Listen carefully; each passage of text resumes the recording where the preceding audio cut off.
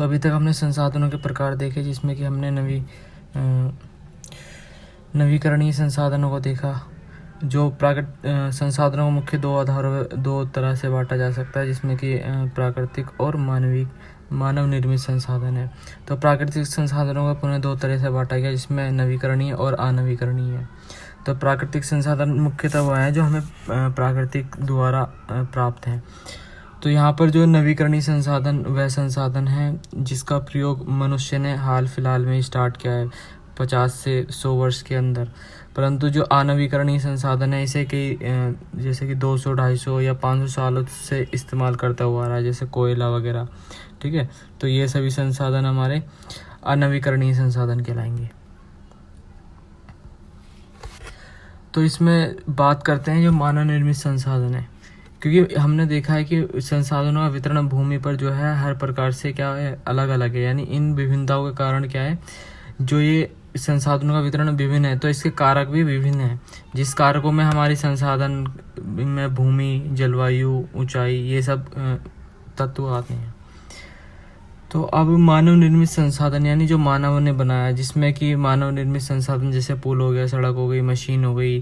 ठीक है, ये सारे संसाधन मानव निर्मित संसाधन है। परंतु जैसे अगर हम बात करें कि मानव संसाधन में एक तरह का मानव निर्मित संसाधन है, जैसे कि कोई डॉक्टर है तो वो अपनी सेवा प्रदान करता है, कोई टीचर है वो भी अपनी सेवा देता है। ठीक है, तो ये सभी संसाधन मानव निर्मित संसाधनों के अंदर आएंगे।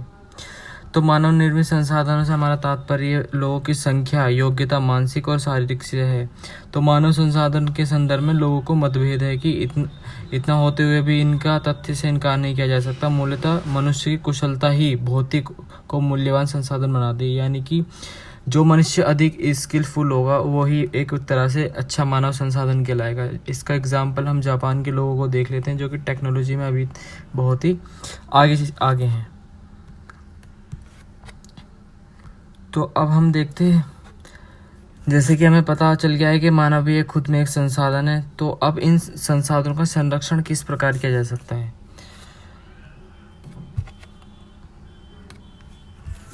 तो संसाधनों के सतर्कपूर्व उपयोग, यानी उसका उपयोग सतर्कता पूर्व यानी देखभाल और उसका नवीकरण के लिए समय देना संसाधन का संरक्षण कहलाता है।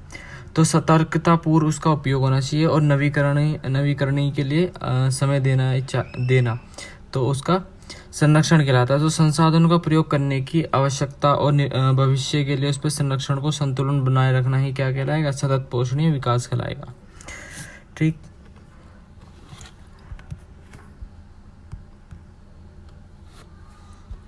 तो अभी तक हमने देख लिया जैसे सतत पोषणीय विकास के कुछ जैसे सिद्धांत है कि जीवन के सभी रूपों का आदर करना, देखभाल करना, मानव की जो जीवन है उसकी गुणवत्ता को बढ़ाना, पृथ्वी पर जीवन शक्ति की विविधता को संरक्षण करना और प्राकृतिक संसाधनों के ह्रास को यानी उसका जो दुरुपयोग हो रहा है उसे कम से कम करना और पर्यावरण के प्रति अपने व्यक्तिगत व्यवहार में परिवर्तन करना। ये सभी क्या आएंगे, पर्यावरण संरक्षण के अंतर्गत आएंगे।